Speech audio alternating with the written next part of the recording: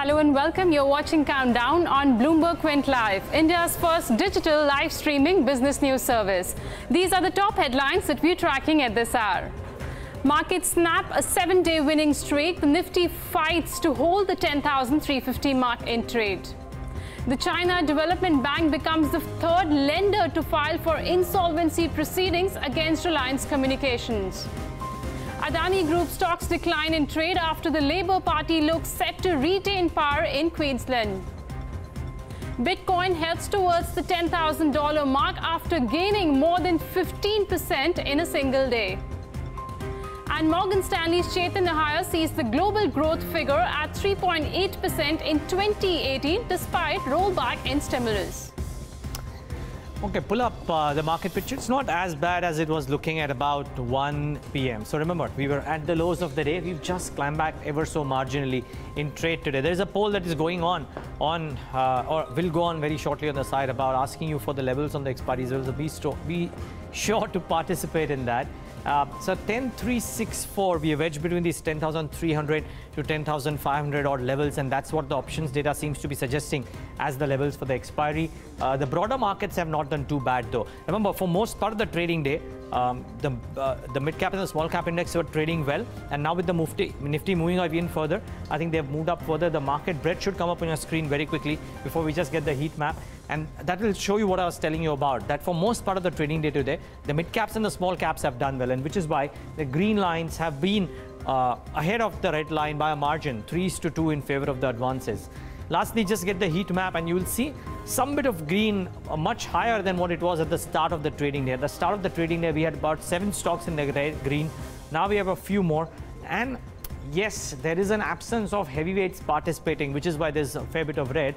But ONGC is probably that one stock which is doing well, about 1.5% higher. Aside of that, not too many heavyweights in the green. Some heavyweights in the red include Infosys, which is down about 1.25%. We have a slight weakness in Reliance Industries today, but ITC should be there somewhere. Yes, right here.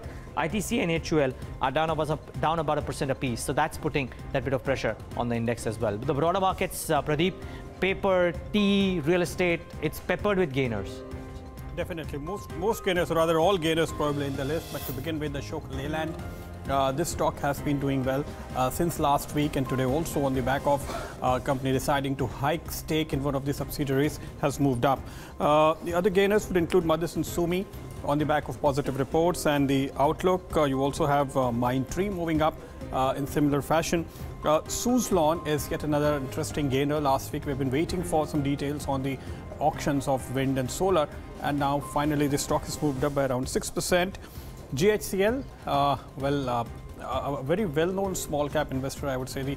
The DSP BlackRock is actually one of the best-performing mid-cap funds, and that AMC has acquired GHCL stake, and that's the impact here. Satin Credit Care is next in my list, where companies planning to raise funds from the promoter entities. Stock is up 6.5%, and also Bharat Bijli, a smaller stock that came out with still a set of numbers. In fact, if you look at the operating profit or the EBITDA level profit, it has moved up by around 5 to 6 times, and this stock is also up 9.5% in today's trade. So these are some of the stocks in mid-cap space that we are tracking, and there is no hint of any pressure here actually in the meet. Really, Pradeep, as we speak, the markets are also off day's low. Nifty currently at about 10,371. So let's check what are the cues we are getting from the futures and options market. I just want to highlight there are a lot of shorts in the system. So probably one can look at a short covering rally till the expiry day. But overall, the trends from the futures and options market, we've seen heavy call writing coming in on strikes like 10,400, 10,500 as well, right from the word go in the morning session. In fact, both these strikes have added between 12 to 14 lakh shares in open interest so far. In terms of range on the downside, do watch out for the 20-day moving average on Nifty, which stands at around 10,325. And in terms of upside, well, clearly the all-time high levels of 10,490 will be watched out. But the broader range till the expiry date is between the 10,250 to about 10,500 mark. Well, let's also pull up the India Volatility Index and see where that's trading, because remember, for the November series, VIX has inched higher almost 16 to 17%. Some bit of cool-off seen in the second half half of the session, down almost 1.3%. In terms of range for Bank Nifty, let's just pull up the futures and see if there is any sort of open interest addition so far or not. Bank Nifty resistance and support is at around 25,500 to about 26,000 on the upside. As you can see, that's the November futures on your screen. Open interest up nearly 3%. Two stocks I want to highlight, the stock futures, and the trends are almost the same. TV18 Broadcast and DLF. Both these stocks came out of the F&O band today. They've been going up on heavy volumes on the cash side. In fact, we've seen good amount of open interest build up coming in today's session, not only for the November futures, but also for the December futures. And likelihood, the way the open interest is building up, I don't know if they'll go back into the F&O band, but clearly the volumes on the cash side have been higher in the last two sessions. So delivery data should be watched out in today's trade as well for these two counters. Okay, I'm sure you guys marked these names, but I just want to mark Simco amongst others, which is up about 9% in trade, moving in line with what Titagar Wagons is doing. So Simco should come up at 113. I presume Simco is trading at life highs for itself. The other one is Marathon Next Gen, which up about 17% is trading close to life highs or at life highs as well. So big move really for both of these mid-cap names. However, our guest for the afternoon is with us, Prasanth Prabhakaran, Senior President and CEO at Yes Securities, joins us right now on the show. Prasanth, good having you. Thanks much for taking the time out. This is Neeraj here. What has been the central message to clients in the last few days? Because we've had a few good sessions close to life highs as well. Valuations seem stretched to right now. What is it that you're telling people to do? What pockets to invest into? So the clear message that we have given off is that stop looking at headline indices that are there overall. Clearly, it looks at multiples which have gone out of the range that we would have been comfortable with, and also end up moving away from headline stocks which have been given premium valuation by the market till this point of time. So stop looking at the ones that have done really well. There are still a lot of pockets that so there's the latest coverage that we have done from our side, which is into the defense sector. We don't believe that valuations are high in this side. The fact remains that this sector is a focus area for the government, but there are a lot of regulation changes that will happen. So you have a time for at least a couple of quarters before you can build up portfolios in this side. You have Bharat Electronics, a stock that we have recommended from our side, and Cochin Shipyard. Two diverse segments, one into niche electronic equipment supplies to the defense sector and one into shipyard manufacturing. Both core areas, but these are long-term sectors. They have a track record which have been impeccable. Cochin Shipyard has a 5,000 crore order book that has already been built, whereas they have only executed around 8,000 crores till date. Obviously, there's a lot to look forward to, and we expect a good 20-25% CAGR in both these stocks, at least for the future. The objective is to move away from the high beta names. A lot of these are operating at around 30 to 40% above their average that they have traditionally operated with. So stay away. You'll still have good pockets to invest in. As simple as that. But you'll have to be choosy. You'll need good advice to end up navigating the choppy waters that are going to be there. It is going to be hugely volatile in the month of December. Which is the reason why we get experts like you, Prasanth, to give us good advice. Sorry, just before we move on to the next bit, did I hear you say that you believe 20 to 25% CAGR for those two or three themes that you spoke about? And if so, what's the time period that you expect this growth rates to last for the themes that you spoke about again?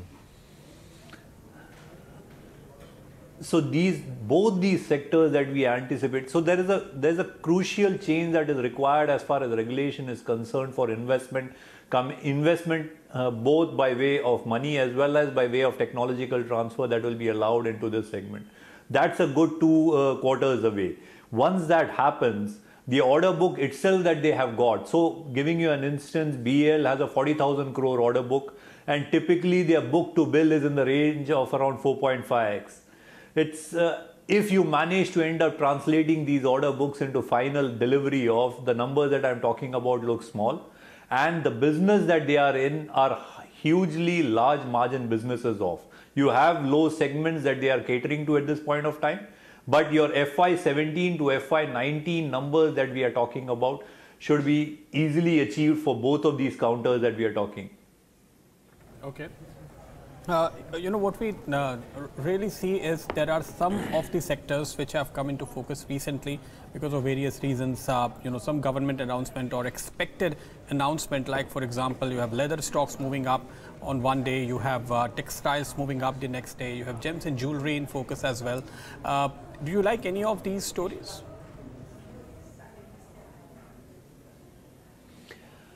So the story that we like is the consumption story of the effect that GST will bring in. So there will be a market share shift from the unorganized sector once tank compliance comes and becomes enforced in the next 2 quarters on. There is already a demand shortfall that had occurred for the last 2 quarters. We expect it to get over by the end of this quarter off. That is the story that should be played out. So the textile story that you're talking about, clearly there is going to be a huge change from an unorganized sector which had a huge advantage of a disparity in pricing.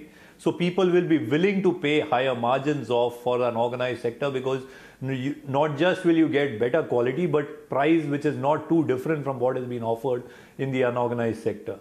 So textile is an area that we like overall of. You have other areas that we have ended up looking at, but we have gone individual stock wise into these off. We have liked the story of rural India coming into place, but again the migration is from FMCG sectors which are focusing on these belts off. You have to be choosy. You will have to look at stocks individually off. Sectors is good to talk about, but finally individual stocks in a lot of sectors is what you will build up as a basket for the future. The next 1 year you will have a time frame to build up a systematic portfolio of good stocks in this consumption story which will play out beautifully. Prasanth, there are a lot of analysts on the street who do want to bet on the rural growth. If somebody wants to look at it now, which are the sectors where you would put your money? So the focus that is going to be there is obviously into agriculture, anything related to that. There are 2 stocks that we have been covering for the last 6-8 months and which continues to be a buy for us at least for the next couple of years off. One is VST tillers. They have had a capacity enhancement in the range in FY 16-17 which has been there. And you have Swaraj engines. Practically 85% of the produce of this company goes to M&M towards the tractor segment which is there. If you notice the tractor sales which have been declared by most of the companies, it has seen a significant jump over the last couple of quarters.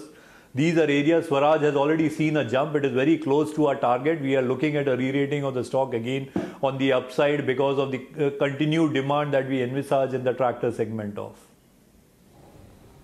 Okay, so that's the call coming in here on the rural theme. Well, to talk about an interesting space which is actually NBFCs. If you look at it, you have gold finance companies that have been doing well over last 1 week. You also have the microcredit companies which were kind of underperformer for a while are now recovering if you look at the movement over last 2 weeks or so. Do you like any pocket where there is still value in the NBFC segment, because some of the better known names are probably stretched and it's difficult really to bet on them at this point?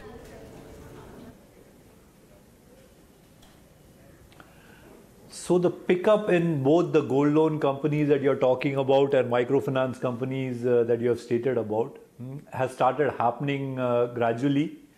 The fact remains that from our research desk, we unfortunately don't like both of these segments which are not related to any documentation which is clear, a credit mechanism which is based on community lending or based on an asset without having a repayment capability of is questionable for us.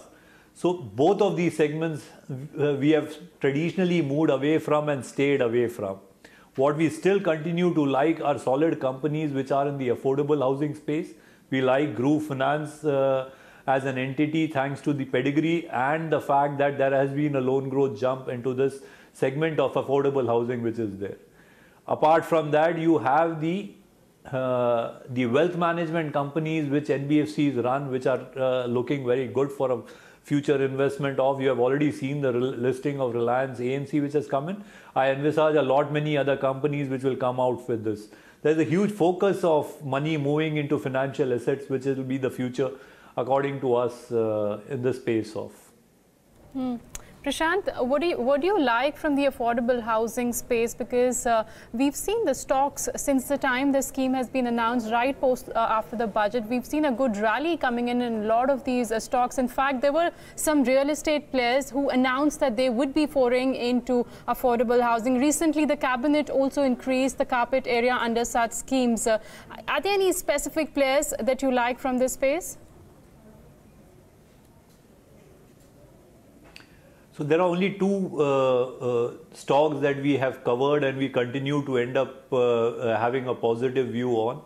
One is in the affordable space is the Puravankara housing. There has been a large focus of the company to move away from premium names into the affordable housing space of. It has already seen a run up which is large, but there are at least another 1.5 lakh odd carpet area which they'll end up releasing for sale in the next 2 years plus, which is, there are a lot of projects that they have started off with.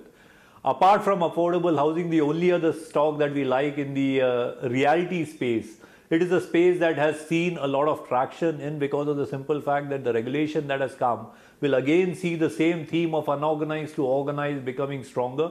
A lot of middle level players have closed down and the business is slowly and steadily shifting to branded names. One name in that which is a long-term buy in our books of is Godrej Properties.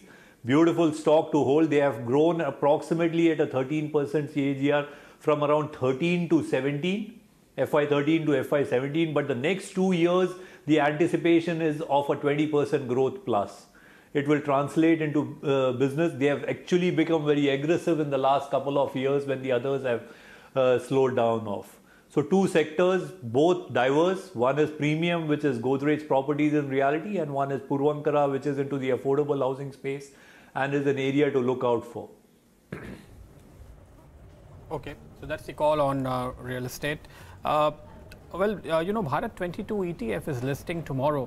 Prashant, how do you really see it's an interesting mutual fund or an exchange traded fund? Really, it saw significant interest from all kinds of investors. Do you think even after listing it would be an attractive investment option?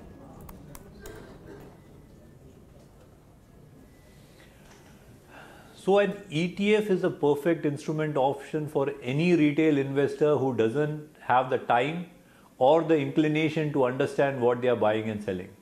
So when you are ending up giving it to a mutual fund which has maybe anywhere from 1.5% to 2% of management fees charged year on year, you have ETFs which are a low cost model for retail to enter in and stay invested by way of passive investing of. I liked actually the CPSE ETFs that had been launched because it was a pure play of PSU stocks which were there and a large focus of that was into energy. The problem with the present Bharat ETF is that it's a mixture of lot of investments that the government has done and it is not a pure play based on PSU basket that I would have been comfortable because valuations in PSU space has been more or less at an average level of. It is below the expectations that the markets have given, so the possibility of an increase for the future is large. So though Bharat ETF has stocks which are good, including ITC, HLL that is there, it's a good long-term hold into your portfolio as an ETF should be logically. It is not a trading play. You cannot expect a large increase in returns in a span of 6 months or so, but definitely if you hold it for the long term, you will get the benefit that an ETF is actually supposed to give to a retail investor. Prashant, the media stocks are also gaining traction. We've seen from the likes of Dish TV, TV18 broadcast has seen a fresh breakout, so to say. It looks like on the charts, but is there anything here that you guys like at Yes Securities? So the media space is like the value traps that you traditionally talk about. There are 2 or 3 pockets of value traps where it seems that value looks cheap. And that is why in the absence of anything that is positive on the opposite side, which is doing extremely well, you end up moving money into these pockets that are there. One of them is media. It is the money is moving in because you're not able to find stocks at reasonable valuations into the sectors which are growing, that is there. So media remains one of them. There's another couple of them that I end up looking at. One is telecom that is there. People, it seems that there are spurts in that that comes in regularly, but invariably it comes back to levels which are far lower than what it is present at the market. So it is an avoid sector from our side. You have telecom, you have media, which is a avoid. You have pharma and IT, which is a watch. Typically, we had actually said that it was an avoid for 2 quarters, but it is a watch that is there. And I hope that there are positive changes in the way the business has been run for the future. Okay, Prasanth, we'll leave it at that. Thanks so much for taking the time out and joining us today. Look forward to have you more often on this forum. Well, a clutch of names for people to invest into. The market seems to be doing okay, but a stock that is doing really well is Satin Credit Care. And the management, Mr. H.P. Singh, the CMD of the company, Johnson right now. Remember, it's gained almost 30-35% in the last 2 weeks. There have been a couple of developments. On 21st November, they got the housing finance license from NHB. They've also announced that they're going to raise funds from promoters and some other funds as well. Mr. Singh, thanks so much for taking the time out and joining us. Firstly, this fundraise that you've announced on 25th November, for the benefit of our viewers and people who will read this copy later on, what's the quantum, what's the timeline, what's the intention? So the intention is very clear. I think, this fundraising is technically for our growth, which we will now look at it in a far more serious manner after demonetization, because the blues of demonetization have got over. So for us, it's now more focused on growth. The quantum is we are raising close to about 205 crores, backed by existing investors, promoters, and strategic tie-up on a debt instrument through IndusInd Bank. And this is going to happen. I think the notice and the EGM is probably about a month away. So I think technically around that time it's going to be there. Okay. Now, you obviously a company which is amidst of a transition from a pure play MFI. Now you have gotten this housing finance license as well. What will this entail? How soon do you get off the blocks? And what's the market that you cater to? What are the growth rates or what are the growth targets that you would have in this business? Because it is, you would admit, a fairly competitive and to an extent a crowded market as well.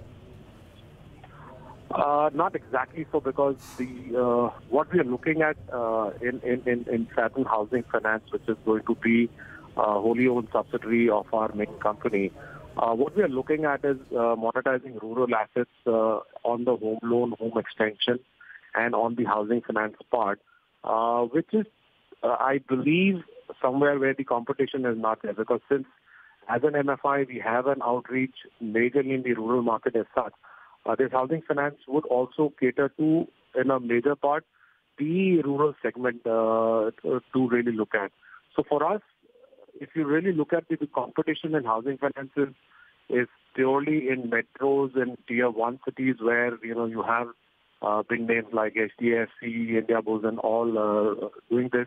But for us, the USP which is going to turn out in housing finance is going to be, again, the rural segment, where we are going to look at it in a far more, we are going to look at it in a manner which is not being done by probably people who are not forayed into the rural segment as such. So that's going to be our mainstay for housing finance.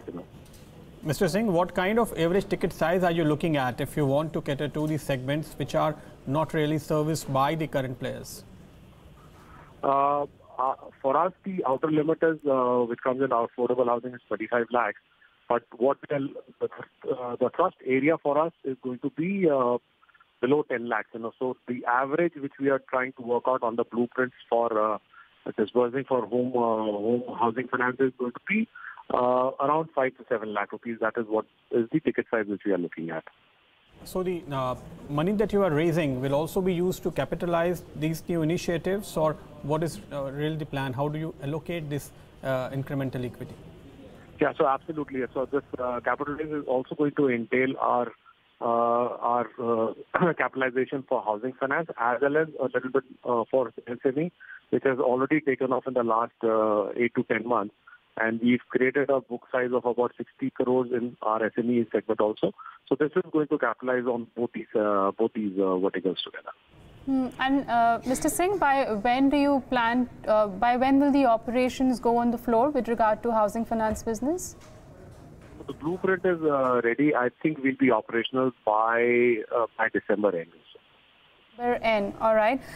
Let's talk about your current business then. How's the loan book and how the disbursements looking post the second quarter? Post the second quarter, I think we have 2 quarters which are going to be the major growth quarters for us. And to give you an insight, I think for us the next phase where we are going to get in is our loan book is close to about standalone basis close to about 4,200 crores, and put together with our subsidiary is close to about 4,600. And our guidance, which is there for March 18, is going to be 5,500 crores consolidated basis. So we're well on track on that, And if you look at it post the quarter, September quarter, I think, for us, our disbursements for this quarter is going to be higher than our September quarter. Okay. And how do you see the asset quality panning out in the second half of the year? Much better than what the previous 2 quarters have been. So our collection efficiencies are on an increase, even after, whatever has happened in Vermont. So for us, it's now the last tail which is left in terms of our powers as well as overdues, post Vermont. Our collection efficiencies are far more better than what it was in the previous 2 quarters. So, Mr. Singh, final question really. Might be difficult with all the initiatives that you're doing, but if you had to give an average compounded annual growth rate number which your company could clock in, say 5 years or a 5-year period, or maybe 3 years. But if you can give me a 5-year number that you have in mind, what would that be? So, if I really look at it, microfinance technically for us in the next 3 years is going to be a 30 to 40% growth, definitely compounded annually. But the other 2 initiatives, since they are at this very early stages, I think, our percentage-wise, our this thing is going to be much higher. But having said that, I think, what we are trying to really, work on is our USP in the rural segment, both in SME as well as in the housing finance. So, we're looking at that from that standpoint. But so the number would be, I mean, you would expect growth rates to be... If you go by percentages, then we are starting at 0. It will probably be 100%, across. No, not that way. No, but a CAGR number. I was looking actually for a compound annual growth rate number. I can't hazard a guess, but I think, probably for our first year, our, blueprint is for housing finance, we are looking at close to about 100 crore disbursement, at least in the first year. Okay. Maybe at some point of time, Mr. Singh, we'll get down to talking about what all the business consolidated could do as well over a 4 or 5 year period. Maybe definitely, that's another discussion. But all the best with all of these activities. Thanks so much for speaking to us at Bloomberg Quint. Thank you so much. That's Satin Credit Care with their thoughts. Stock is up 7.5%. When Hemen joins in a bit later on in the show, we'll talk to him about Satin Credit Care and whether the charts look exciting enough or not. Remember, it's a very volatile stock, so difficult to figure that out. But while we're talking about charts, and before we get in our guest, Pradeep Pandya has this very interesting chart on Infosys, arguably last week's best performing stock, which is starting off slightly wobbly today, Pradeep. Yeah, that's the reason why I started looking at this chart, and it really looks interesting, you can see almost last 2.5 years movement on this wall currently, but most interesting is the movement after say last October, November, so roughly 12 months. If you look at it, the stock has been moving in kind of a range and has not been really able to break above that. Interestingly, after this movement over last 3 weeks, the stock has almost hit the upper end of this channel, which is slightly above 1,000 rupee mark. So if you look at this chart now, we have reached very close to the upper end of this channel. So that is one reason, one cause of concern maybe. Another interesting point to note here is, look at, this is a weekly chart by the way, look at the weeks when the stock was correcting recently, that was in September or late August, and look at the volume then. And when it finally moved up, if you look at the volume level, it's not really very encouraging. So the stock has moved up on thin volumes. While it fell, there was significant supply and volumes were really high at that point. So another reason that kind of tells you that momentum is not very strong. You can't really see oscillator on the wall currently because of some technical reason maybe. But if you look at it, the stock again looks a bit stretched. So that could be the reason why at current levels now we see some kind of selling pressure building in, and it's possible that traders would like to book profit at current levels and then wait for a decisive breakout and then maybe get in if one is really bullish and thinks that there could be further upside. So this is very critical. Around 1,000 rupee mark, Infosys faces stiff resistance, Neeraj. It's come off a bit in the session today. Thanks so much for that, Pradeep. Well, do watch out. IT as a pack, save for Mindtree, is probably having a slightly iffy day today. Let's talk about all of those charts and more. Satin Credit Care, Infosys, a bunch of other names. Sumeet Bagadia, Associate Director, Choice Broking, is with us on the show. And of course, it's Mondays, so Hemen Kapadia of KR Choksey takes time out and joins us in our studios as well. Gentlemen, both of you, thanks so much for joining in. Before we get down to the markets, let's split the two companies that I wanted to ask about. Hemen, let me ask you about, okay, you take a pick, Infosys or Satin? Infosys, but breakout comes in at 1040. So no, but Pradeep is saying that there is a channel resistance out here. There's a bit of a dip today. So if you were to trade today, would you trade today? And if you were to, would you initiate a short? No, I'd wait for a day more and go long. Okay. So you might see some more lower levels before which you initially decide to take a long. Yes, but old favorite remains Mindtree.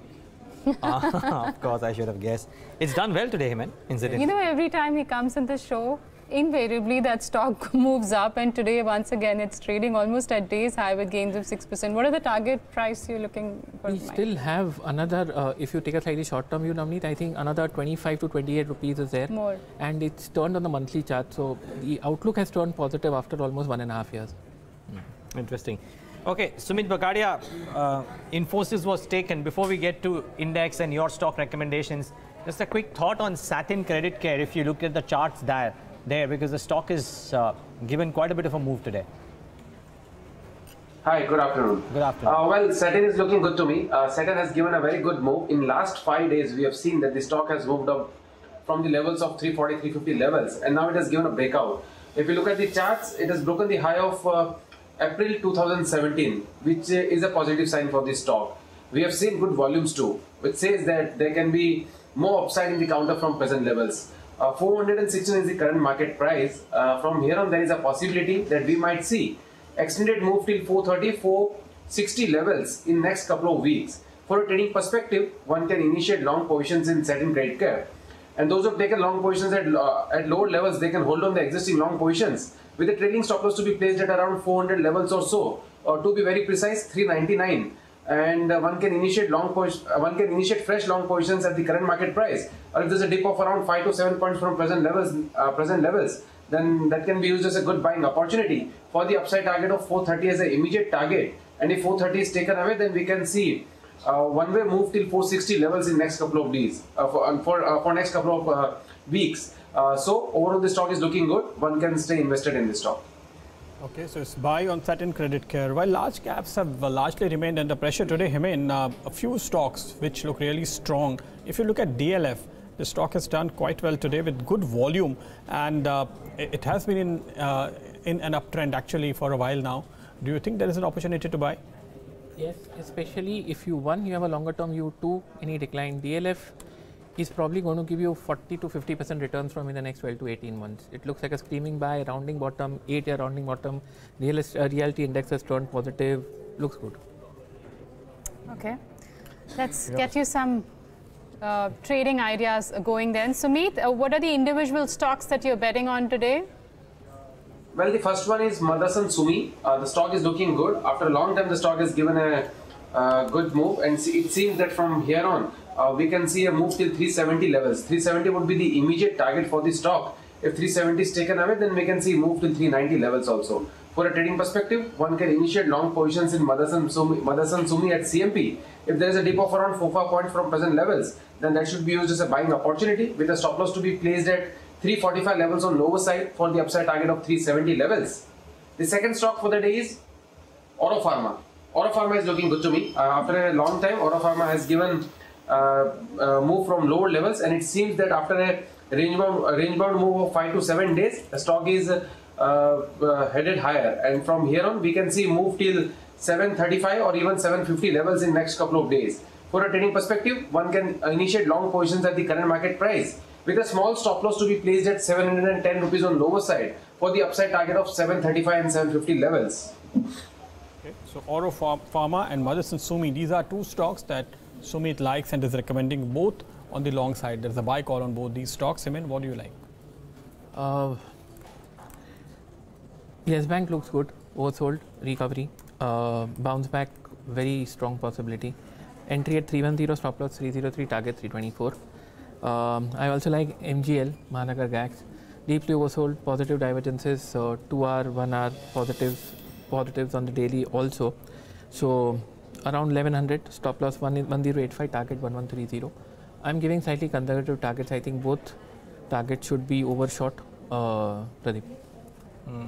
You know, I know we spoke about real estate names, but just looking at or just talking to Hemen about the DLF move today. Also, while the others like Kolte Patil, etc., have taken a bit of a pause, just the fact that Marathon Next Gen is up about 15% odd also brings me to that conversation. It's just a big bang move that we've seen in select few names. DLF, of course, on the charts looks good. A couple of other stocks too haven't done too bad. The stock of the day though, guys, arguably has to be GHCL. If you just bring up that counter, it's gained about 9 or 10 odd percent. It's the best. It's probably trading at life highs. It's the best move in the last maybe couple of months, because it's had a couple of these days of 10% up moves that we've seen. But look at the volume picture there, 10% higher. And the reason, of course, why GHCL has done so well is the caustic soda a bit. So these are the trade details first. Government has looked to extend the anti-dumping duty on caustic soda. That notwithstanding, I think it's anti-dumping duty on caustic soda is imported from the US, Saudi and the US, and that aids the markets or the stocks like GHCL amongst others. The fact that DSP BlackRock bought in about 1% stake also is a bit of a sentiment booster. And irrespective of who sold, quite frankly, just the fact that there is a bit of a fundamental tailwind to the trading tailwind that we have on GHCL only adds to the luster in the stock. Up 10% at fresh highs and trading, I think, in terms of volumes at the highest levels in the volumes front that the stock has enjoyed in the last 5 months, if I'm not wrong. So good price, good volume action that we're seeing in GHCL today. Interestingly, Neeraj, there are other caustic soda makers. We've not seen a great move coming on them from the likes of Gujarat Alkalis, DCW, even Andhra Sugar gets about 30 to 35% of its revenues from caustic soda. So not much of a move actually seen for these counters. So clearly it looks like GHCL is going up after that news of DSP probably BlackRock. Exactly, yeah. But good counter, Hemen. Any thoughts on the charts, GHCL? Yes, Neeraj, looks good. We spent what around 11 to 12 months consolidating. Range was around 205 to 295, and now we're okay. It's a monthly range, so we're out of the range, but technically not yet. But I think we are heading towards 255, 260, Neeraj. Sorry, 355. 355, 360. Okay. Up 9% today. Okay. You know, I want to bring up the intraday or the monthly chart of a small cap stock, the Bloomberg Terminal, and showed the steps. We usually see stocks moving in circuits, move on steps. There's a stock called BCL Industries, in which 5 days or 6 days ago, Porinju Veliat and Ashish Chugh, it's a small cap company, but Porinju Veliat and Ashish Chugh bought in that stake. And look at that. If you're wondering what these blue buildings are, that's when the stock moves up and stays up for most part of the trading day. I think in today's day, it gave up a bit of a gain, but then quickly was bought into and yet locked on a circuit again. And I think it's been staying like that for the past 6 or 7 sessions. From 105 has consistently moved up on an upper circuit to 137 is BCL Industries into a distillery play. And these stocks currently are being liked by the market in a big way after what Radico has done, after what the move that United Spirits has shown. But this small cap or a micro cap counter has not done too badly for itself the last few days as well. 137 and counting. Definitely a good performer. I'm not sure if any of our analysts will be looking at the charts, but I'm sure they are not. One stock which I'm surprised nobody picked up today is Ashok Leyland. I mean, neither of the analysts actually had a recommendation. I thought somebody will. Sumeet, what's your take on Ashok Leyland? Well, Autopack is looking good to me. All the auto stocks are looking good on charts. As far as question on Ashok Leyland is concerned, in last 2 days, we have seen a move of around 10 points from lower levels. Now, immediately looking at the charts, stock is looking strong only. Higher side, 128, 130 can be the immediate target for the stock. And overall, I think the stock is headed for 140 levels. We have given buy calls at very low, buy call at very low levels, and now immediately, if anyone wants to initiate a position, then I think one can go ahead and initiate the long positions because the stock is looking good on charts, and from here on, we will see a move around 8 to 10% very soon. Those who have taken long positions in last 2 days, they can hold on the existing long positions with a trading stop loss to be placed at 118 or 119 levels, and fresh longs can be initiated with the same stop loss for the targets of 130 and 140 levels in next couple of weeks. Well, important to highlight that the markets are now trading in green and Nifty is inching once again very closer to the 10,400 mark, currently at about 10,390. The gains which you're seeing are led by the recovery which has been seen for both the private as well as the PSU banking space. So the Nifty Bank is also trading above the mark of 25,800. We'll get a call going on both these indices, but first onto a Bloomberg Quint exclusive. The China Development Bank is the third lender to file for insolvency proceedings against Reliance Communications. Vishwanath Nair is standing by with all these exclusive details. Vishwanath? Yeah, Navneet, so it is a third creditor which has filed an insolvency proceeding against Reliance Communications. Previously, two operational creditors, which are Ericsson India as well as Manipal Tech. These were the two operational creditors who have filed an insolvency petition against Reliance Communications, and those cases are still pending with the NCLT. Now, what has happened on Friday is that CDB has gone ahead and filed a case. This case will later be heard at the NCLT, and then eventually you will come to know whether this case has been admitted or not. Once this case has been admitted, and a resolution professional will be appointed in this matter, who will then work with the committee of creditors to come up with a resolution plan. Under CDB's filing, they have named Alvarez and Marcel as the preferred resolution professional. Of course, all of this depends on how the NCLT sees this petition and whether or not the NCLT will actually admit the case against Reliance Communications. The domestic lenders, on their part, have not been very active in terms of acting against the company. They have said that they invoked a strategic debt restructuring scheme in June. Therefore, the company is under a standstill agreement till the end of December 2018. So they are not making any moves on the insolvency petition. But if any of these three petitions actually get admitted by the NCLT, then all of these lenders, including the domestic lenders, will get pulled into it, and they will all have to work together to come up with a resolution plan. All right, Vishwanath, thanks a lot for bringing those exclusive details. Let's just check where Reliance Communication currently trades. We've seen the counter actually slipping to single digit, but currently it's trading around those levels of 13.3, down almost closer to 2%. But let's get an index view going, Hemen. Till the expiry week, let's say till Thursday, what kind of levels can one watch out on Nifty and Bank Nifty? Oh, I'm more bullish on the Bank Nifty than the Nifty.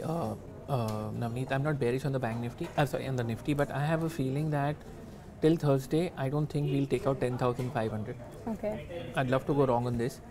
So we're still going to be in this range, but yes, I think next month, once the open interest starts building up, we take out 10,500 and we are heading towards 10,700. So I'd say buy a plain December 10,700 call option, plain vanilla call option, no strategies, nothing. And in terms of the Bank Nifty, like you mentioned, Navneet, relatively strong. I mean, you know, we gave a breakout, we gave a throwback, and now we're up again.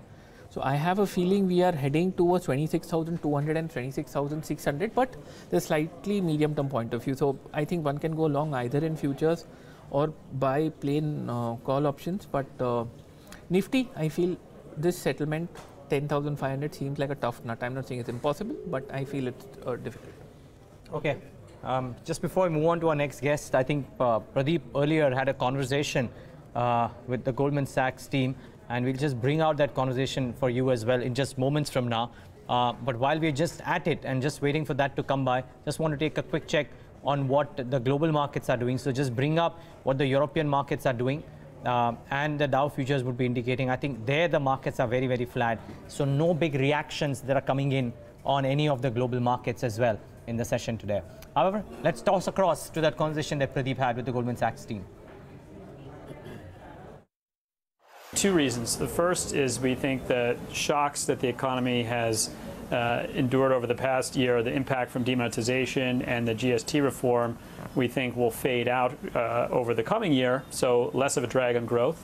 And then we do think the initiative to recapitalize public sector banks should be helpful in terms of easing credit conditions and boosting growth towards the end of the calendar year 2018. Well, these recent reforms have actually been taken positively by most experts. But how do you really see the divergence between the views of two leading rating agencies when it comes to Indian macros? Well, I think most investors really, and clearly those from the equity side, but even to some extent from the fixed income side, they're looking at the broad growth, inflation, rate reform outlook. I don't think in the short term their decisions are driven dramatically by rating agencies' changes. Of course, those factor into the decisions, but I think the bigger driver of markets in 2018 will be: do we see the pickup in growth? I think it's likely we see a pickup. The question is how rapidly does that occur? Where does inflation go? I think it's pretty likely that'll move higher, partly because of global factors, partly for reasons of higher food inflation and other factors. And then how does RBI react to that? Are they comfortable at current rate levels, or will they feel the need to adjust as we go later in 2018? Mm-hmm. We'll come to some of those points, once again. But do you think it's a matter of time before the S&P or other rating agency, the third rating agency, also kind of thinks of an upgrade? We don't really try to predict rating agency decisions, so I don't have a view on whether they'll upgrade or not, frankly. No, but actually, what is your medium-term outlook on India? Do you think, the kind of reforms we have undertaken have had a negative impact on growth really? So there is a slowdown. Now you think the growth is coming back. Will that growth come back with stability, without compromising on, the fiscal path that we have in mind, and a very robust macroeconomic, or rather the monetary policy framework that we have in place for the first time in Indian history? If these things remain intact, then it's not only the short term, but a medium to long term outlook should also be very strong. So I want your view, with that perspective. Not really. I want you to predict what rating agency will do next. Yeah, well, I think you're absolutely right. The shift in, for example, the RBI monetary policy regime, the efforts to implement things like the GST, which should facilitate more efficiency nationwide. I think these are clearly things that should boost potential output and growth. The question is the timing of that, more than whether it will happen. So I think you can see that, broadly speaking, investors are optimistic on this. You still have foreign equity investors overweight on Indian equities relative to their benchmarks, which suggests that they share some of the optimism about the reform agenda. The question is, and this is often the case with reforms, some short-term pain for longer-term gain. How much disruption is there in the short term, and when do you begin to see those benefits of the reforms? And that depends, to a large extent, on the efficacy of implementation and the staggering of the different reforms and the global backdrop, which we think will be pretty favorable in 2018. So Goldman Sachs is really bullish on Indian economy. Now, this is above consensus view that they have 8% GDP growth next year, 8.3 the year after. But if that really happens, if growth really goes way beyond the consensus number of around 7.4, 7.5 that everybody is looking at, then probably we'll also have to live with higher interest rates. And therefore, Goldman Sachs has given a forecast that maybe by September, October next year, RBI will start raising rates. So no more rate cuts, but rather rate hikes is what we may see going ahead. And now you can actually catch the full interview at 3:40 p.m. today. But moving on, Sanjiv Bhasin, Executive Vice President of Markets at IIFL, joins us on the show. Mr. Bhasin, if we indeed see credit picking up and growth also picking up, over the next 12 to 18 months? And if interest rates start to rise as well, what happens to the banks and financials? What would be your strategy there?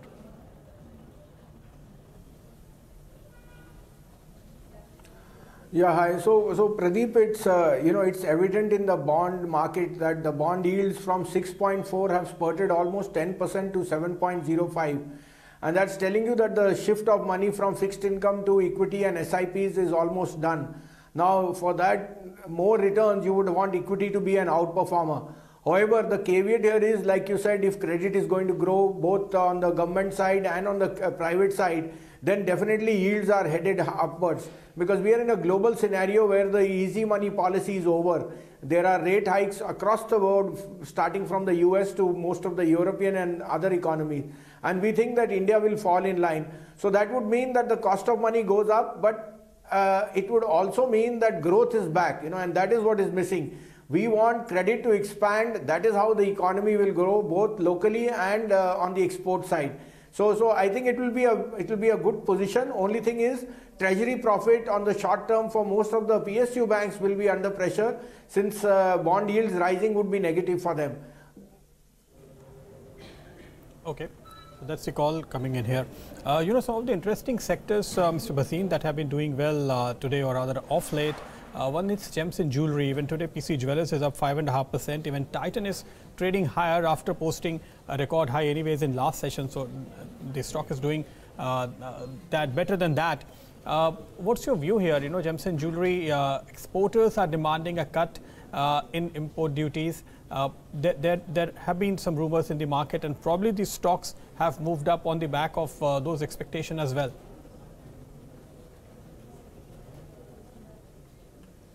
Yeah, so I think it's a bit of tinkering on the policy and a bit of playing to the galleries, with Surat being a big hub for diamond exports and so on. And I think they were clamoring for some relief after the GST refunds got delayed. I think this will be some event which the government will do as a populist measure, and yes, it may spurt the players in the short term. However, a large part of the rally in both these stocks, we've been positive on Titan and PC Jewelers, has already played out. So the valuation catch-up may not be all that easy, because a large part of the price move may have been discounted. But yes, overall for the sector, it would be a positive. Pull up Dalmia Bharat, that counter is up almost 5% in today's trade. It's also in the futures and options segment. If you could just pull up the futures as well.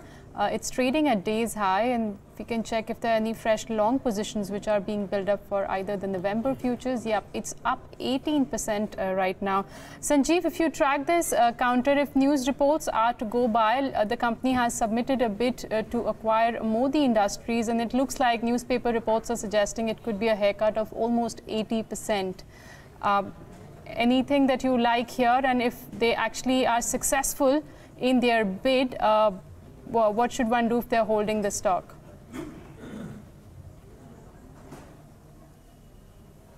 Yeah, so it will be difficult to comment on the Modi Industries as such. I used to track it many years back. I would say the inherent value of the land and the businesses which it was in spinning would be a big advantage. But the basic thing here is that this new norm where promoters will be debarred will mean that asset reconstruction companies and some of the cash-rich companies will be in a very good position to consolidate their position in some of the bad assets, and that will be a positive both for the banking sector and for corporate India if a large part of distressed assets start to see some light. So I would say in the long term, it will depend on the balance sheet and the haircut which they get. But if they do get an 80% haircut, then definitely it will make sense for them to grow on some of the organic and inorganic way for the company. Sanjiv, good afternoon. Neeraj here. A pocket that is starting to look like getting active is the railway stocks. Now for the last 3 years, if not more, we've been waiting for some bit of spur to policy or otherwise to get the railway stocks moving. Is something happening on the street? Are you hearing something in Delhi? Because I've seen Titagarh move up, Texmaco move up, that subsidiary Simco move up as well. There's a clutch of stocks in this pocket, the large ones, which are making a good move the last few days.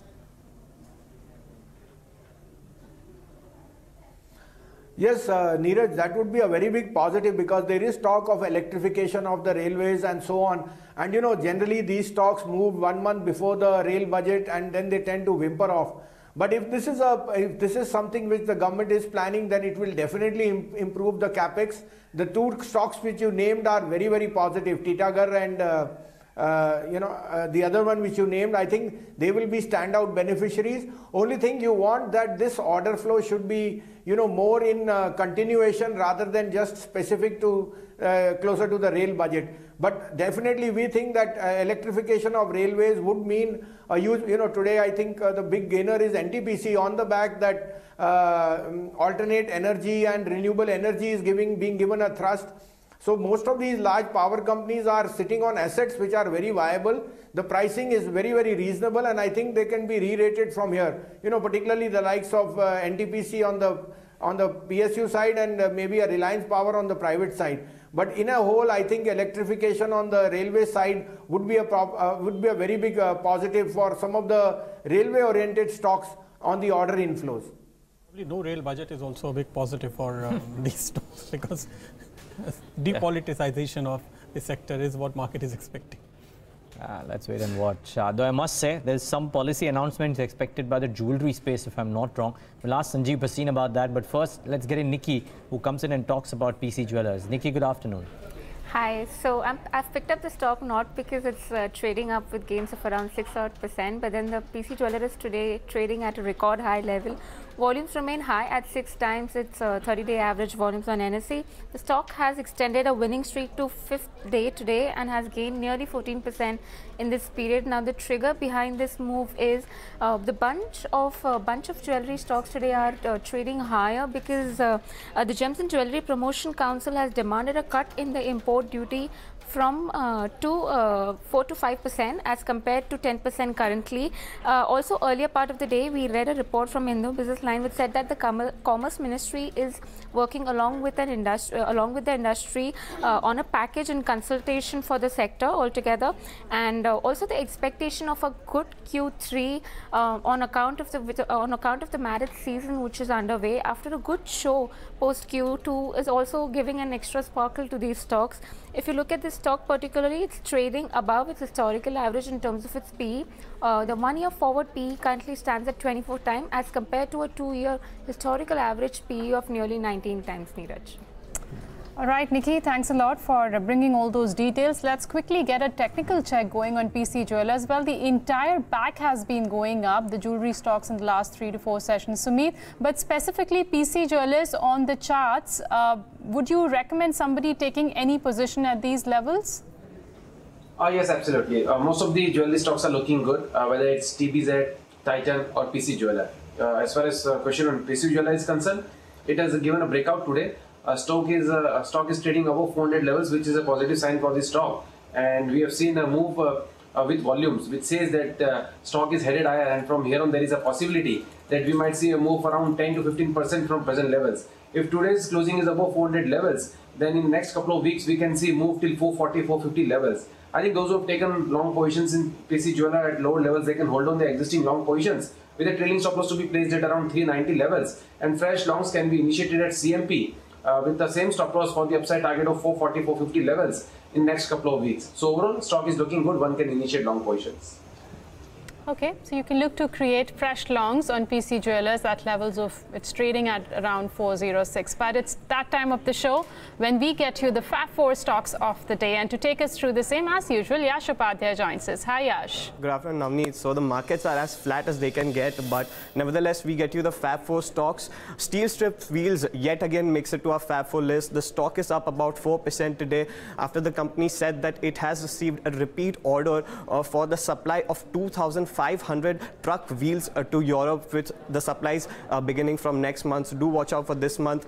This one, GPT Infra is another stock on our radar. The stock is up close to 10.5% at the moment, with the company saying that its subsidiary has won a claim of 62 crore rupees in a dispute with National Highway Authority of India.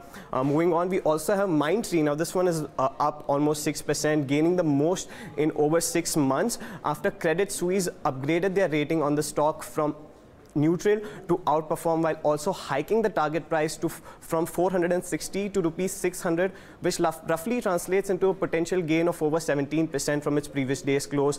And lastly, some earnings reaction coming in from Bharat Bijli. Now this one is up about 11.5% right now after the company reported an operationally strong set of numbers for the second quarter. EBITDA grew by more than 6 times while EBITDA margin saw an improvement of over 450 basis points on a year-on-year basis. Okay, thanks a lot for that, Yash. Well, we spoke about Mindtree in detail. Bharat Bijli is the other interesting one. Strong earnings leading to this stock doing well, and typically you haven't seen this pocket necessarily deliver very good earnings. Bharat Bijli has been a bit of an exception today, 11.5%. Any thoughts here, Sanjiv? I mean, I don't know. It's been a long time that I've asked somebody about Bharat Bijli as well. It used to be a stock that we used to speak about a lot a few years back. Off late has been out of favor, but a fairly decent quarter and a fairly decent reaction on the counter as well.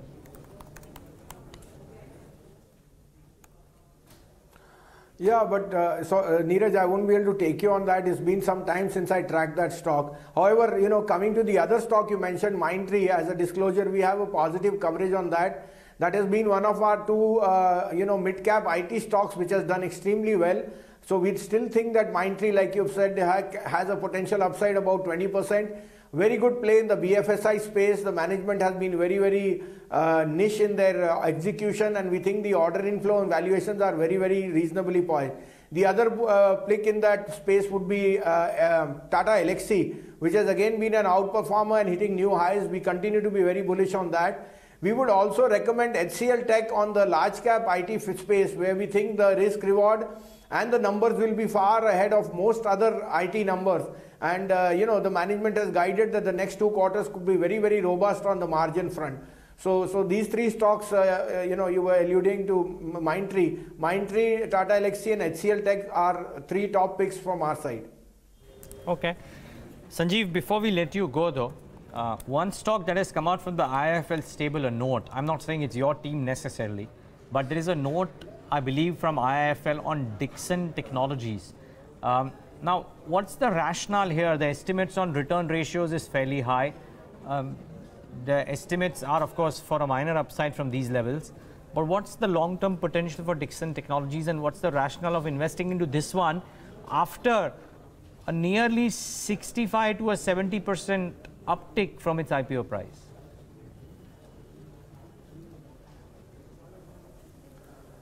So again, Neeraj, I'll have to excuse me on this one. This is a new IPO listing, and under compliance on new listings on IPOs, I'm not going to comment. Okay, fair call, guys. Any other question for Sanjiv? All right, before he leaves, Sanjiv, what are your top calls then? Or rather top investment themes, or if you can share some stock ideas.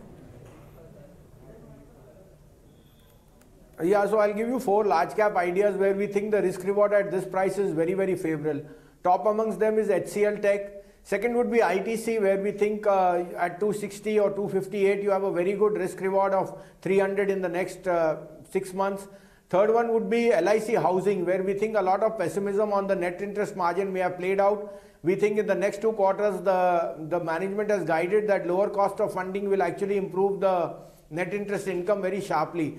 And fourth would be Axis Bank, where we think this capital infusion and a new buyout stake will actually improve the asset quality. 2 mid-cap names which we'd like to suggest with a 2-year horizon. Satin Credit Care is a microfinance company which has weathered the storm of the farm waiver and the demonetization very well, and now has sprung back with very strong order inflow and margin expansion. The company is just raising about 200 crores, and we think this stock can be it could give you a 50% return even after having rallied almost 30% in the last 2 weeks. The other would be Gujarat Pipavav, where we think the 40% ownership by APM Terminals should see a re-rating, because globally Baltic Freight Index and some of the container traffic which the company has guided is very, very positive. Again, these are a few of the stocks which are under our coverage, and we have a 2-year view on both these stocks which we mentioned. All right, Sanjiv, appreciate you joining us today, and thanks a lot for sharing your investment ideas with our viewers. Well, switching back to markets which are still trading in the green, just want to highlight two stocks. Let's just pull up Jain Irrigation, the intraday chart of that, and also Voltas. Both these stocks have been pretty strong today, and both of them have been trading almost at day's high. Voltas up nearly 4.3%. Hemen, on the charts, does it indicate anything on Voltas or Jain Irrigation? Jain Irrigation is waking up after a long time, Navneet. I think it not only looks good, it looks quite good. We have been in this range between 80 and 120. Earlier it was 112, now it's 120. Since the last, 1 year or so. And now Jain is breaking out from here. So we are heading towards 130 plus. Only thing is it keeps on slipping into the F&O band, Navneet, which sort of distorts the picture. But it looks good, and I think there is distinct case for a further upside. If I'm not wrong, I think last Tuesday we discussed this chart in detail, and that day also Navneet had predicted that this will probably get into the ban. It's still in the ban. So that is the reason why it consolidated for 3 days after that, and now today once again we have taken the highs of last Tuesday as well. So this fresh up move without any support from F&O. So that's important. Yeah. Today I think largely there's unwinding. We've seen open interest being shed on at least the November futures was last when I checked. December futures also, you will see mild bit of addition, but net it is in the F&O band, so probably traders cannot roll over the fresh positions which they take in today's session. All right, let's bring in Dharmesh Kant, market expert, who is joining us on the show today. Hi Dharmesh, good afternoon. Thanks a lot for joining us. Well, it's not every day that we see paper stocks doing well. You've got the likes of Tamil Nadu Newsprint, you've got Seshasay paper, even West Coast has seen good gains coming in. I remember start of this year, paper stocks were doing well, and the managements we were interacting with, they said that the capacity utilization, which was not picking up in the last 3 to 4 years, finally picked up this year. The demand is back. Is there anything in this pack that you like or you track?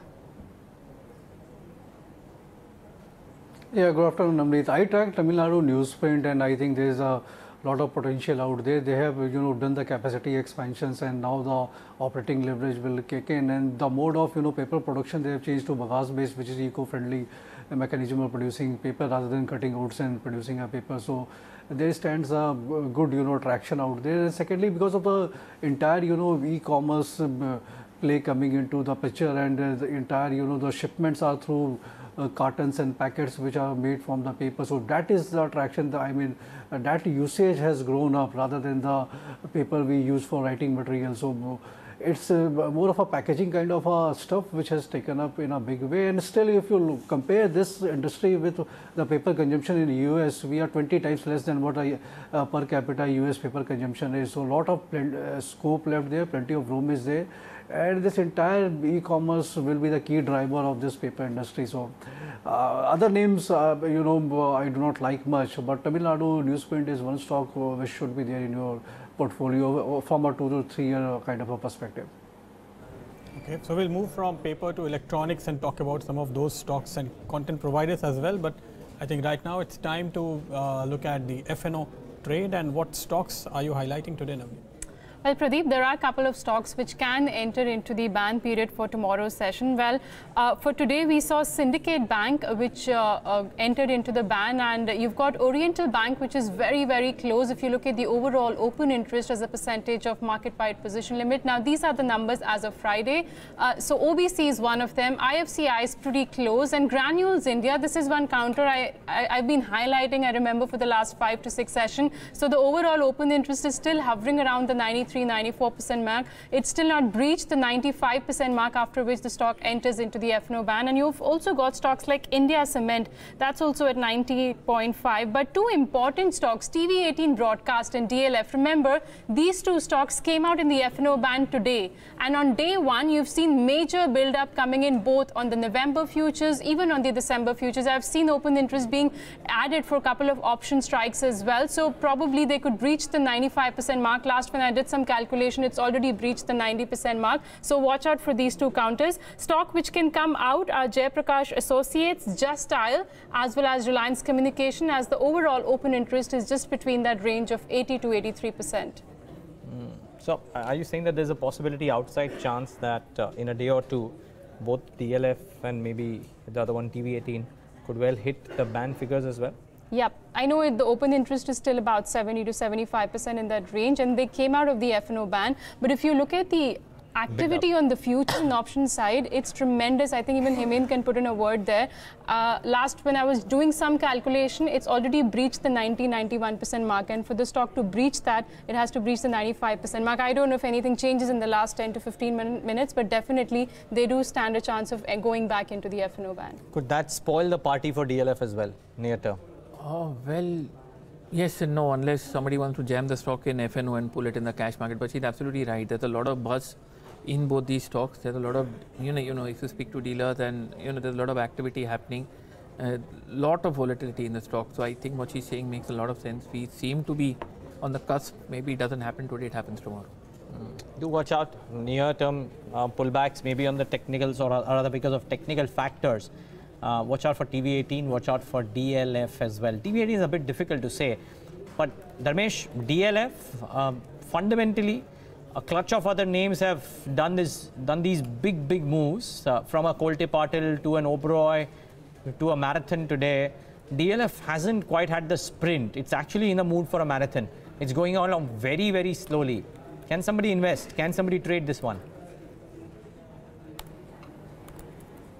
No, I would advise not to invest in DLF because there are a lot of other factors which are plaguing the company, and those factors may blow out any time. So most of the properties through which they are earning is through a rental income, and initially they were designed for a sellout, but eventually as the realty market tanked down, so they had no option but to shift to this mode of a recurring revenue. So that said, I don't find merit in DLF and investing at this level, because primarily what they are doing is no new projects they are banking on. It's what they have. They are trying to somehow muddle with that and carry on forward. And there are many uncertainties regarding the type of business they have, transactions they have done in the past, which may blow out in the future, which will be detrimental to the investors for a long term. But trading perspective, one can play on the parameters of technical and derivatives, but for a long term perspective, I don't think so. Kolte Patil, Sova Developers, Anantraj, there are different play on the real estate segment. Primarily the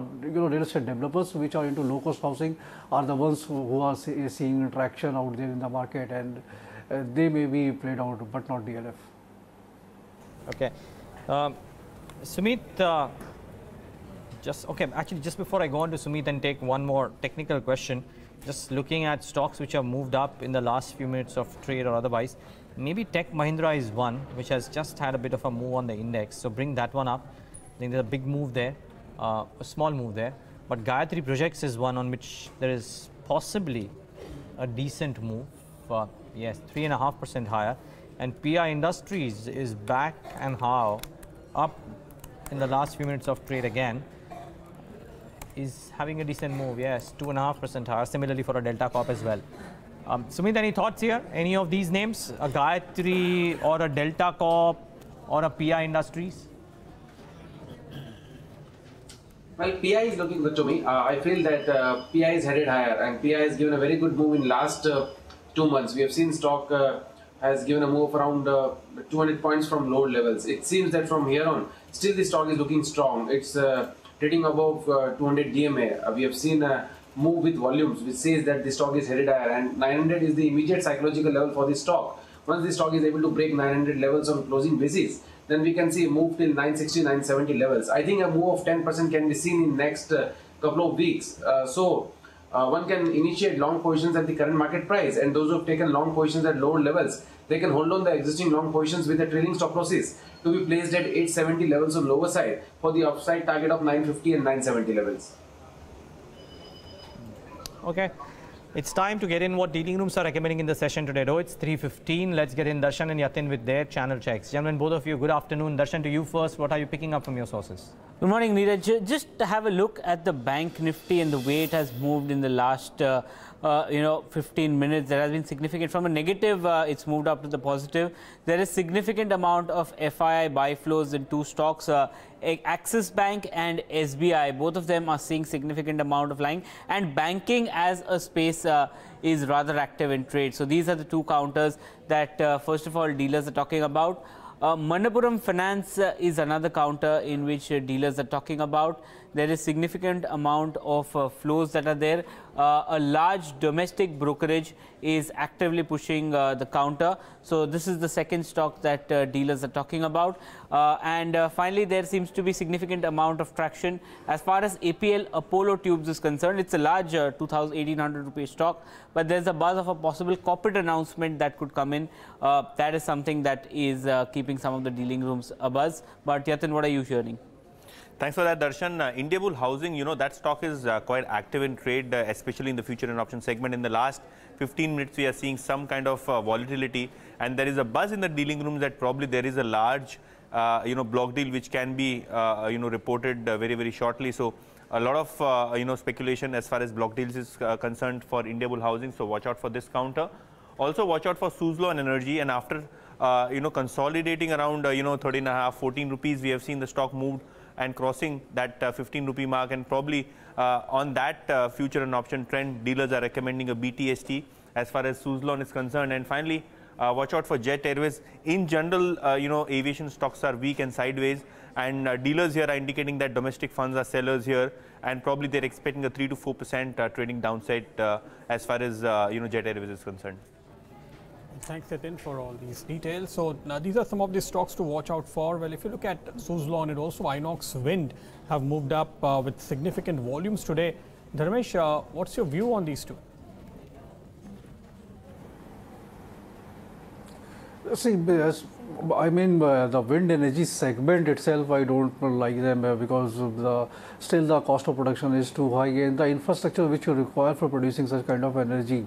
So there are a lot of environmental issues out there, noise pollution and everything is there. So I don't think in future the renewable energy segment will survive, but wind energy segment won't be the flag bearer of that renewable energy segment. So they are surviving, they are just carrying on the businesses. No great traction is being found out there, so better avoid. I mean, both the stocks should be avoided. Okay.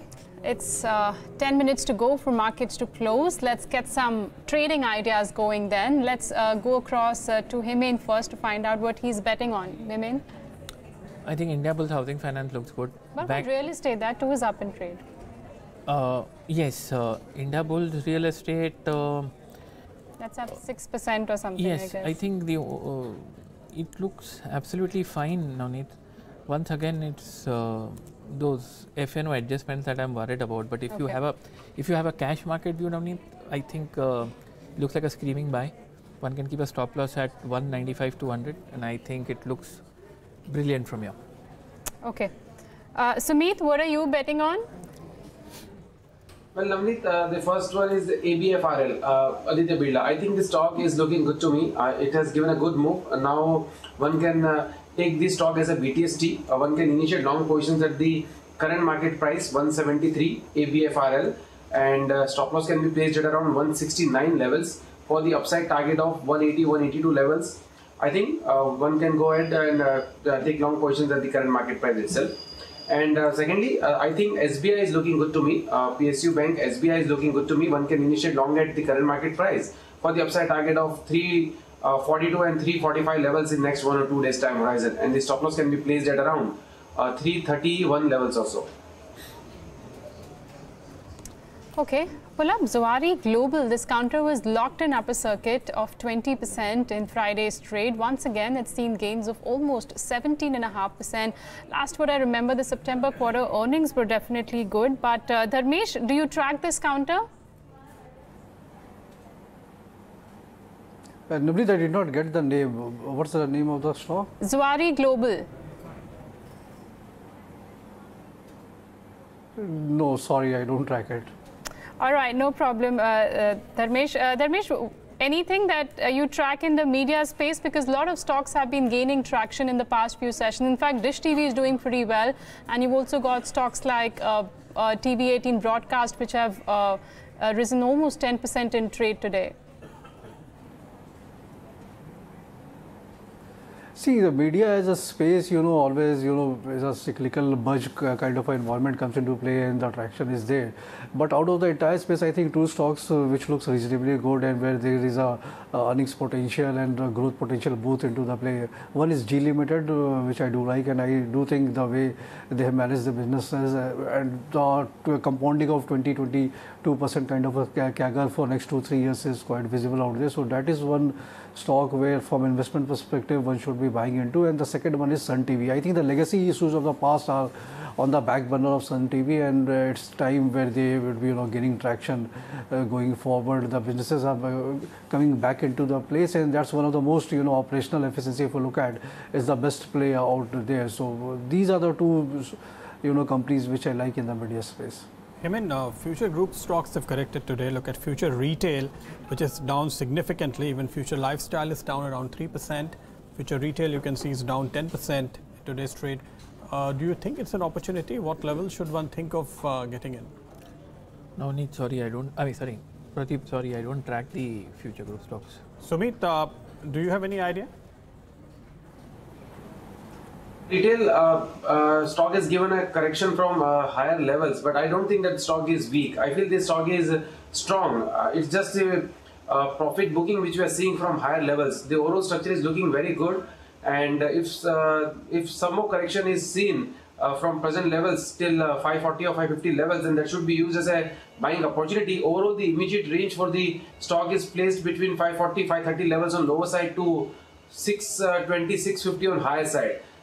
We feel that the future group stocks are strong, and in next 3 to 6 months time horizon we can see a very good move in most of the future group stocks. At present, some correction can be seen in future retail from present levels, but any dips in future retail till 540, 550 levels should be used as buying opportunity.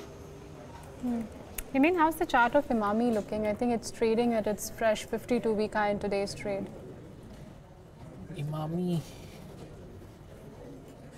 Emami Limited, not Intra, right? Yeah, Emami Limited. Yes, I think looks quite interesting, Navneet. We spent a long time sort of hatching eggs. It's been almost 1.5 years. 900 is the range on the downside, and the upper range is around 1350, Navneet. So one gets the feeling that Emami looks positively interesting, and I think the month is not yet over. I mean, these are monthly levels we're talking about, but we're setting the stage for a further upside now. I think it looks clearly positively interesting. Okay, New India Assurance, just want to bring that up because while we're talking about all the gainers, here is one stock that has just not made any money for investors since listing. The HCP on the Bloomberg terminal will show you that sea of red, not a single day of gain since listing. It usually doesn't happen, but hey, New India Assurance, yes, it was a bailed out IPO, so to say, but just no returns, virtually no returns. The chart too will show you the declining trend. So while it's all good and we're talking about gainers, yes, but just a brief mention of something that's just not made any kind of money for investors as well in the session today. Okay, lastly, Thomas Cook, by the way, and VRL Logistics are among stocks that are moving up in the session in the last few minutes of trade. The intraday of both of these names should be interesting. Both Thomas Cook as well as VRL will come up on your screen. I think there's a bit of a uptick that we're seeing in Shoppers Stop 2 in the session today. So that too would have done okay. Just moving up in the last few minutes of trade. Good going. Dharmesh, the T stocks and McLeod Russell is 211. 5 days ago, I remember the management was on air, but stock was at 192. And they mentioned about how they believe the earnings could grow well this quarter and the next because of the higher tea prices. 20% volume growth plus the price growth. The stock is now at 211. Do you think the tea stocks are pricing in the positives for the year, or is there more in store? Almost all the positives are priced in at 210.11 for McLeod Russell. And see, the the problem with tea stocks is the horizon is 1 or 2 quarters, and the pricing is so competitive and environment dependent. So you can't go and predict a CAGR of 20-25% for say 3-5 years. And tea consumption overall globally has not grown by more than 1.5%. So that's the pattern at which the consumption is taking place. It's just that supply distorts the prices considerably, a slight shift in supply. And maybe most has been done, but as the markets are conducive and the way the momentum is there, but 10-12 rupees more maybe there on the table to be taken off from macro sell, but nothing beyond that. Okay, Dharmesh, we'll leave it at that. Thanks much for taking the time out and joining us and giving us that perspective. Well, very close to market close, so actually let's go across to Navneet Saluja, who's waiting by with to start off the wrap for the day. And Navneet, clearly, if you look at the headline numbers, Navneet, they don't look too impressive, but hey, we are in the green. Exactly, Neeraj. Throughout the day, we were mentioning that it's a weak start to the expiry week. But look at this, last hour of buying has managed to put up a green tick on the tickers. Nifty 50s finally, it touched the 10,400 mark. Then the figures may change, but finally the rate currently is 10,403. Sensex 2 is closing the day with gains of 60 points. And look at Bank Nifty, that's inched higher, in fact, above the level of 25,900. And I guess the gains that one saw for the banking counters has led to the gains that one is seeing for Nifty as well. The broader markets definitely outperformed right from the word go in the morning. So Nifty 500 closing the day with gains of 22 points. The BSE small cap index up 0.7%, and the Nifty mid cap free float index also saw gains of nearly 88 points. Let's have a look at Sensex constituents. Which of them did well today? I'm going to start off with the gainers. NTPC topping the charts, up 3% for the day. Axis Bank was pretty strong throughout the session. That's closing with gains of 2.7%. ONGC heavyweight, State Bank of India closing almost at day's high. Wipro, Kotak Mahindra Bank, L&T, couple of other heavyweights which did well in today's session. Even HDFC Bank managed to close the day in the green. On the losing side, Infi, which was supporting the markets all through last week, saw cuts of 1.3%. You had Adani Port, Tata Motors DVR, as well as Tata Motors, which was weak in today's session. And also you had Tata Steel, Power Grid, and your heavyweights from the FMCG pack, ITC and HUL, were down today. Well, Infosys was the key loser on index. If you look at mid-cap space, Mindtree was a key gainer with an upgrade coming from Credit Suisse. We also had gems and jewelry stocks buzzing through the day. PC Jewelers tops the chart here in this segment. Media stocks also did well, led by TV18, and we had wind energy stocks moving up with Suzlon moving, I think, at least for second or third day in a row. There has been a very significant pickup from lower levels. Titagarh Wagons also did well. All the railway stocks were buzzing with some news flow coming in about LIC extending more funds to railways for expansion plans. You had GHCL that got a thumbs up from one of the local mutual funds, TSP BlackRock to be more specific. Bharat Bijli moved up on the back of good numbers, and also Zuari Global, a stock that continues to move up. But on the negative side, we had just one significant loser in today's trade with significantly high volumes. That was Future Retail. In fact, almost all Future Retail stocks corrected, but Future Retail fell most by almost 10%. Okay, so that's the sum and substance of what's happened in the session today. Just bring up the market at wrap, and this is what the different contributors have done. So Infosys amongst the top weighted stocks, which has lost out, and after a fabulous week, last one, Infosys is down. ITC is the other heavyweight, which is marginally off in trade, but you have to give it to the financials. They've come back and helped the index post some gains, and which is why Axis, HDFC and SBI amongst others are the stocks which are helping the index close in the green. We were talking the whole day about the Nifty Bank not participating. It came back with a gusto. I just want to bring up the intraday of the Nifty Bank, and that'll give you the picture. It was down about 0.25%, and it ended the day virtually at the day's high. This is what led the markets higher. Participation from the Nifty Bank, and this was crucial. In the morning, Abhijit Pathak was talking about this as well, that Nifty Bank could participate. Look at the call options. I think that has happened, and that's led to this stock doing, the market's doing what it is doing. Advanced decline ratio positive. In fact, the gap widened during the course of the day. So all in all, it's been a good second half of trade. Turnover, I think you would consider this to be par for the course, closer to expiry. In fact, these numbers would only go up. Let's wait and watch for the next 2 or 3 sessions. Last but not the least, the heat map and even Stevens at the end of the day for the Nifty 50 components. In the morning, it was dominated by red. As we wind down trade, it's even Stevens for the reds and the greens. Final thoughts from our experts, and Sumeet, to you first. How would you chart the course of the Nifty Bank for the next 3 sessions? Well, Neeraj, I think today's closing is good. Today's closing says that Nifty and Bank Nifty both are headed higher. And after the opening, we had seen a downside pressure, but last 1 hour says that markets are strong, and from here on we should see a good move. Immediately, Nifty looks strong. On the higher side, we can see 10,450 as a immediate target, and if 10,450 is taken away, then we can see move till 10,450 levels also, 10,500 levels also. I think one should be on buy side in Nifty. As far as Bank Nifty is concerned, one can immediately see levels of around 26,000. That would be the psychological level, and if that is taken away, then we can see move till 26,200 levels. So both the index are looking good to me for next 2 to 3 days time horizon. Hemen, any significant mover in last hours of trade you would like to talk about? I think we spoke about Indiabulls Housing Finance, Pradeep, which hasn't sort of, it moved just a bit, hasn't moved much, but that looks very interesting for tomorrow. And I think, like Sumeet mentioned, I think the Bank Nifty very clearly looks like heading towards 26.2 and 26.6 over the next series actually. Okay. Just a quick word on what amongst the Nifty Bank components do you reckon could do well, if at all? Axis Bank, Yes Bank. Okay. You had a call on Yes Bank in the show as well. Yes. You're adding Axis Bank to that list? Yeah. But those are not heavyweights within the Nifty Bank. For the Nifty Bank to move up, either these stocks have to move a lot or some of the heavyweights will have to move. Maybe the HDFC banks and those move, but I don't see them particularly happening in terms of technicals. These guys, I agree, and even some of the PSU banks look positive, but they have a very low weightage. But both of these banks look. Axis Bank has given a 6-month breakout, Neeraj, and Yes Bank is recovering from a deeply oversold situation. We've been down from 385 to 295, a bounce back. We are going to see 335, 340. So, agreed, maybe they might not be heavyweights on the Bank Nifty, but they look good. And the Bank Nifty itself gave a breakout at 25.2. My target was 26.6. That still holds.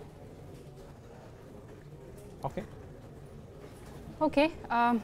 Hemen as well as Sumeet, thanks a lot for joining us today and giving us your views on the markets. On that note, we'll slip into a short break. Don't go anywhere. On the other side, we'll give you a heads up from the European market. Stay tuned.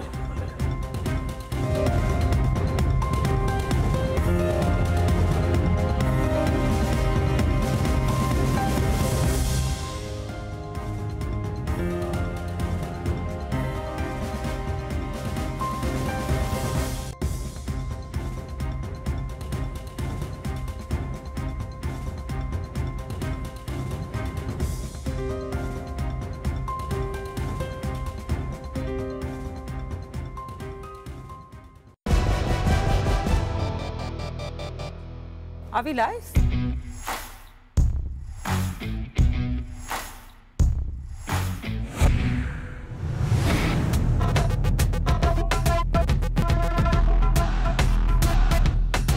Welcome to programming that's insightful, authoritative, and at your fingertips.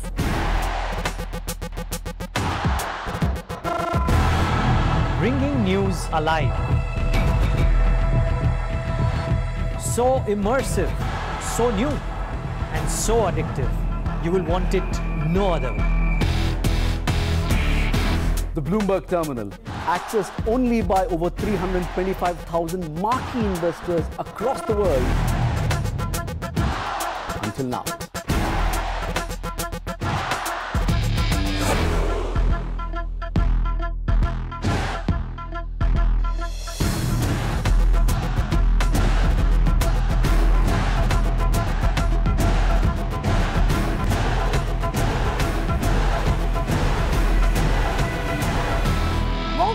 Business news, we're news for business people.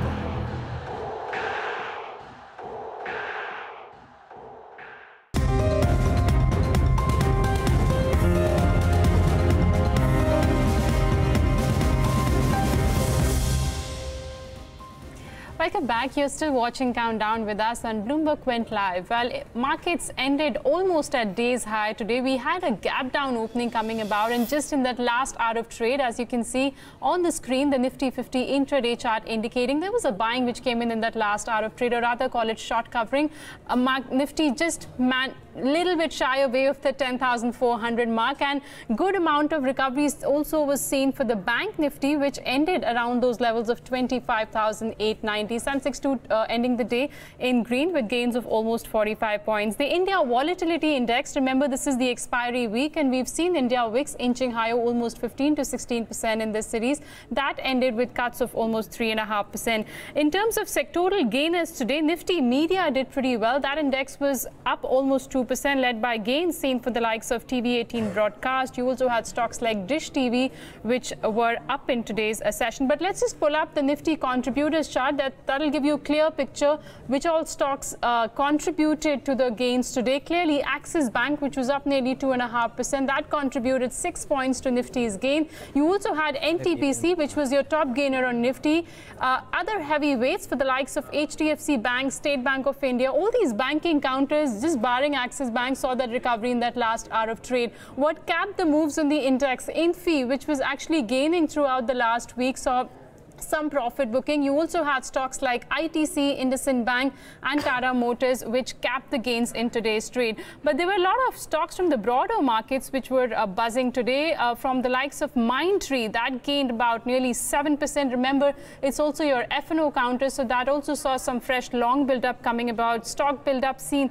Open interest also seen for stocks like PC Jewelers. India Bulls Real Estate did well. Dalmia Bharat, Motherson Sumi, Dish TV were a couple of other gainers in today's trade.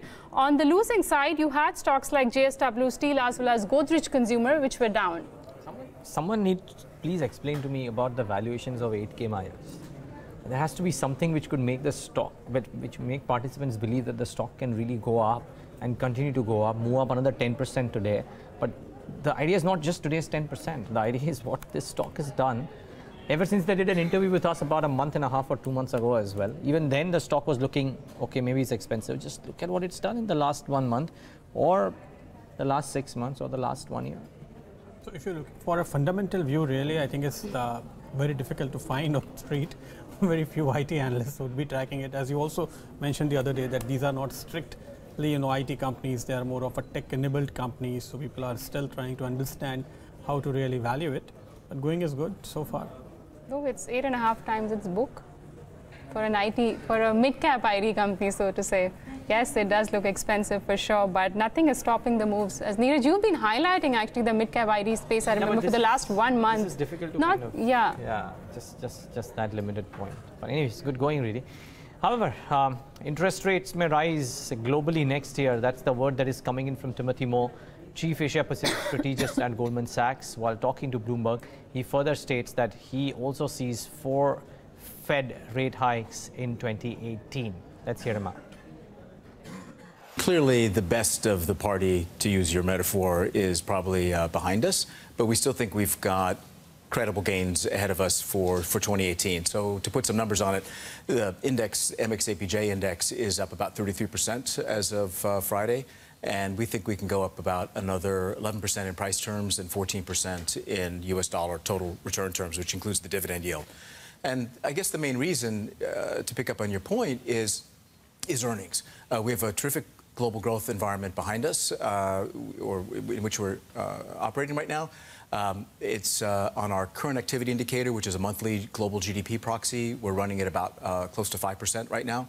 That may moderate a little bit, but it's still going to stay quite strong, we think, next year, and that should power about 14% earnings growth for the region as a whole. So as long as valuations are okay, which we think they are, they're less than 14 times forward earnings, we think even allowing for a bit of multiple compression as interest rates rise, that we can still ride the underlying earnings and get, as I said, about 11% price return and 14% total dollar return. At the same time, though, just focusing a little bit on China, you see this kind of bond sell-off and yields hitting 4%. Seems like you see a little bit of contagion when it comes to equities as well. Do you see this as kind of a further alarm bells for you on where equities are going to go? Or in a way, it's just the government really kind of takes some froth of the markets that we've seen? We'd be inclined to think more of the latter. there certainly is a larger theme which you've pointed to, which is that interest rates next year globally are likely to start to rise because we're pretty much at full capacity in many economies, notably the United States, where the unemployment rate is all the way down at the low 4% level. And we, and certainly the market, expect the Fed to raise in December. The market's pricing one Fed hike next year. We think there's going to be 4. So we're a little bit more hawkish there. And the metaphor we're using, which I think is a really useful one, is what we call the growth and rates jaws. So the idea is that the upper jaw is that growth has been rising this year, but the lower jaw, which is interest rates or more broadly financial conditions, has been falling, i.e. widening. So the jaws are kind of wide open, and that's been a very fertile environment for equity markets globally and also very much including Asia.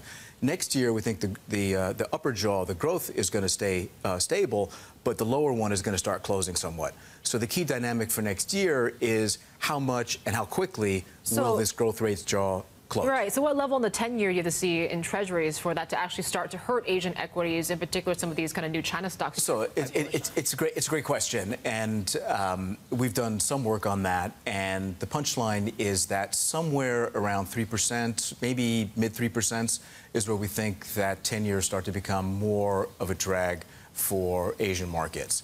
Now, I think it does depend, as I said, on how quickly we get there. If we kind of just grind up during the course of the year, I don't think this is as challenging for markets as if we had, say, a sharp 50 basis point rise in a week. If that happened, I think we would very much see a correction in markets. Well, let's listen in to another important voice from Goldman Sachs strategist to an economist. I had the chance to speak to Andrew Tilton, the chief Asia economist at the investment firm, to talk about the latest report he has co-authored, and started off by asking him about what's fueling the optimism on India. 2 reasons. The first is we think the shocks that the economy has endured over the past year, the impact from demonetization and the GST reform, we think will fade out over the coming year, so less of a drag on growth. And then we do think the initiative to recapitalize public sector banks should be helpful in terms of easing credit conditions and boosting growth towards the end of the calendar year 2018. Well, these recent reforms have actually been taken positively by most experts. But how do you really see the divergence between the views of 2 leading rating agencies when it comes to Indian macros? Well, I think most investors really, and clearly those from the equity side, but even to some extent from the fixed income side, they're looking at the broad growth, inflation, rate reform outlook. I don't think in the short term their decisions are driven dramatically by rating agencies' changes. Of course, those factor into the decisions, but I think the bigger driver of markets in 2018 will be, do we see the pickup in growth? I think it's likely we see a pickup. The question is how rapidly does that occur?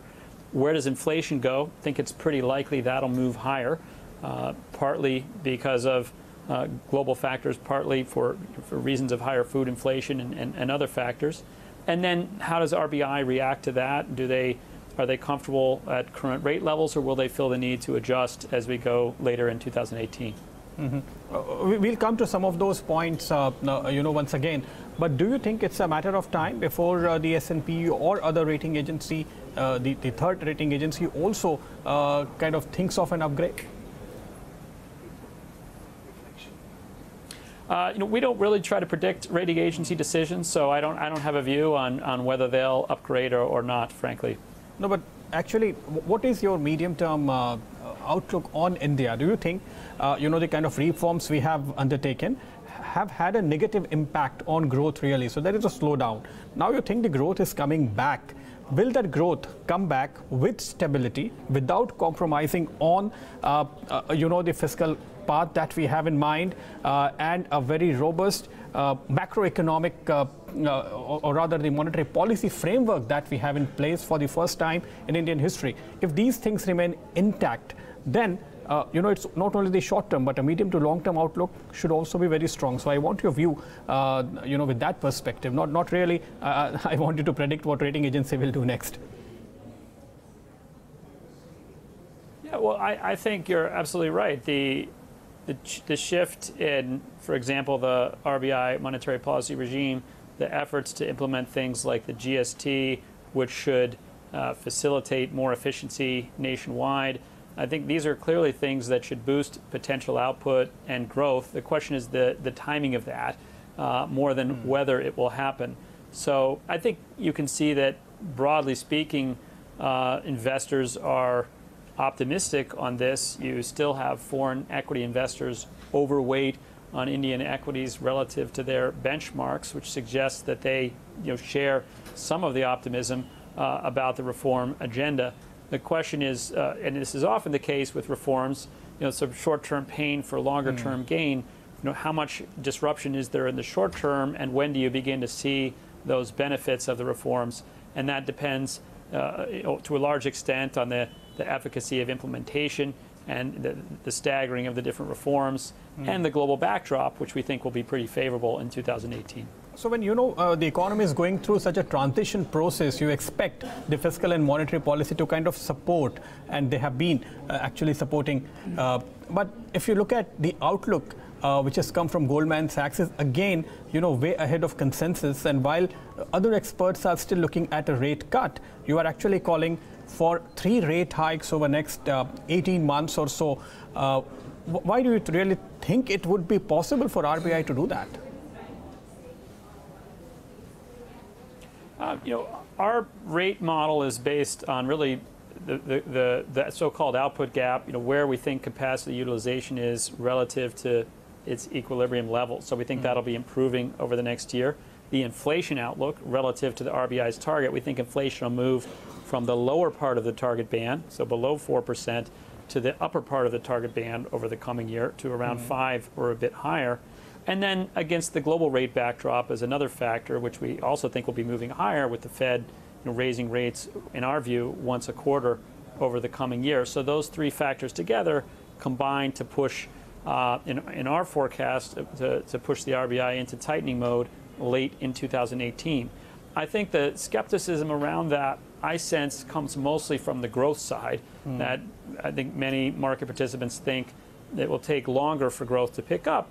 And if it does, they're probably right. The RBI will be able to wait longer before raising rates. So I think the difference in views is primarily on the growth side, although there are also differences in views about the inflation outlook. I think there certainly are some investors who believe inflation can simply stay quite low at current levels, given some of the reforms that have been put in place. In our view, we will see a move higher inflation in the coming year. Okay, as you mentioned, since you are calling for a rate hike in second half of calendar 2018, I think your forecast of 8% for fiscal 18-19 would be safe. But if RBI really starts tightening as early as the second half of 2018, what happens to the growth in the coming year? Well, in our forecast, inflation's also moving higher, so real rates aren't really moving higher. And I think probably from an economic standpoint, the real interest rate is the one that would be most significant in terms of thinking about what is the impact of monetary policy on growth. So although nominal interest rates, the policy rate, in our view, would move a bit higher, real interest rates would not. So we don't think there would be a large detrimental effect on growth from the very modest amount of incremental hikes that we have in our forecast. And you mean to say that the GDP growth will remain at 8 or 8% plus levels even beyond 2018-19? We think, for an economy at India's per capita income level, and with India's demographics, and with a reform agenda pushing in the direction of easing the business environment, which you've seen as reflected in some surveys of, for example, World Bank surveys and other surveys of the business environment. I think those ingredients should be conducive to a relatively high rate of potential growth over the next several years and beyond. Of course, as we've discussed, there are things that can go wrong with that, but I think it's reasonable to aspire to that higher rate of growth if the reform agenda can continue to make progress, and if the global environment is reasonably benign, if you don't have a lot of big economic shocks coming from abroad. You know, a lot of people also believe that rupee is kind of overvalued and should decline, should move towards maybe 66, 67, 68 levels. But you are actually calling for a target of 62 over next 12 months.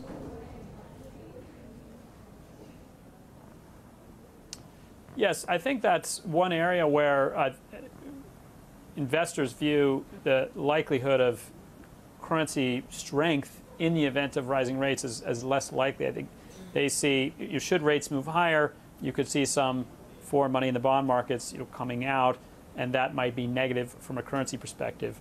But if we maybe step back from India specifically and look at the broad global environment, we are in our global economic forecast looking at an environment where the US dollar is roughly flat or slightly weaker. US interest rates are still coming from a relatively low level, and therefore it's still a slightly carry trade, what we'd say a carry trade friendly environment, where we can see broadly capital continuing to flow to emerging markets. So in that environment, we think it is possible to see a slight rupee appreciation despite the other factors that I mentioned. And strong growth would be an important underpinning of that. Mm-hmm. Let's talk about some risk before we let you go. What happens if fiscal deficit goes to say 3.5 or above for the current fiscal? I do think investors are very attentive to the fiscal deficit picture. I think from the recapitalization bond perspective, I suspect investors will be willing to look at that as a below the line item. But certainly, if there were meaningful fiscal slippage, that could have an impact on investor perceptions. So that's, I think, again, one thing that will be very much in focus. Although, getting into a positive demand cycle will be important for India in the year ahead. I think externally, in terms of risk factors, I'd look at the possibility of inflation moving up faster than expected as one risk factor, and the other thing I'd highlight on the growth front is China has been a very large part of global investment in recent years. Policymakers there are tightening in terms of focusing on environmental improvement, dealing with financial sector risks, and so on. Those areas of tightening probably will be negative for investment in the margin. So we think that adjustment to China investment growth will be gradual, but the possibility that it occurs more quickly is certainly a risk and would definitely spill over to broader global trade and markets. Okay. On the bank recap, you are optimistic that will probably fuel further credit. It will also support the fixed investment. But if you look at the utilization levels in Indian industry in general, that is quite low. So do you really expect a meaningful pickup in investments as early as 2018? Yeah, I think it depends a lot on the timing of the implementation. But if we do see an easing in credit conditions, I think some businesses will benefit from that, or will be willing to make more investment. I think it'd be surprising to see an easing in credit conditions and no impact on investment whatsoever. I take the point that in some areas demand is certainly weak, and so you might not see as much of a pickup in activity as you would under other conditions, but I still think it's likely that some businesses and even consumers are constrained from a credit availability standpoint and would potentially spend more if those conditions change. Mm-hmm. So one last question from my side. One reason why RBI may have to tighten is if there is sudden surge in commodity prices. If, say, for example, oil goes to $70–$75 levels, what is the probability of that scenario really playing out? I think it's relatively low. I mean, I think the supply side dynamics in the oil market have been affected greatly by shale oil technologies, and that oil is available in a relatively short time frame at, we think, a cost probably in the 50s to low 60s. So we'd be surprised to see a significant pickup in oil prices from here. That's, I think, an important difference between the oil market and a lot of other commodity markets. All right, moving on. It's that time of the year when business schools are a hub of activity, with companies making a beeline to recruit from campuses. So Ayush Ailawadi caught up with Narsi Munji Institute of Management Studies in Mumbai to do a mood check on how the placement season's panning out so far this time around. Here's what he found out. Ravish, you look at, well, the placement committee, placement cell in the college. What has it been like this year? Has it been up to expectations? Has it been very different, considering what's happening in India altogether? So if you see the current economic condition of India, a lot of people would have anticipated that the placement season would slow down a little. Yeah. But thanks to a lot of alumni and thanks to a lot of companies who've continuously shown faith and even and are showing faith this year and are still continuing with placements and recruiting the same numbers as they used to every year. Right. So in terms of placements, I don't think NMIMS would ever feel a problem of placements going down. Right. We are one college who's heavily trusted by a lot of people. But not just NMIMS, I'm saying generally, B school students, right? Is this the right time? And by the way, this is Ayush talking to Ayushi. Well, Ayushi, is this the time? Would you say, after spending 2 years in this college, or in a B school, let's not call it this college, right? That this is the right time for someone watching, an aspiring B school student, or someone who wants to apply to B school, this is the right time to go to B school in India? There's always a risk factor involved, and I believe the winners emerge by taking risk only. So you cannot sit back and wait for the right time. If you are all set for your goal, I think every time is the right time for you. It depends upon your capability, and of course, having such a brand name such as NMIMS, I think this is the right time. And given your efforts, you can do you can make it big whenever you want. And you can watch this entire video on our website, bloombergquint.com. Okay, moving on from B school to, before we end, some good news from the world of cricket. India has taken a lead in the ongoing 3-match test series with Sri Lanka. Virat Kohli and his team beat the Islanders by an innings and 239 runs with 1 day to spare.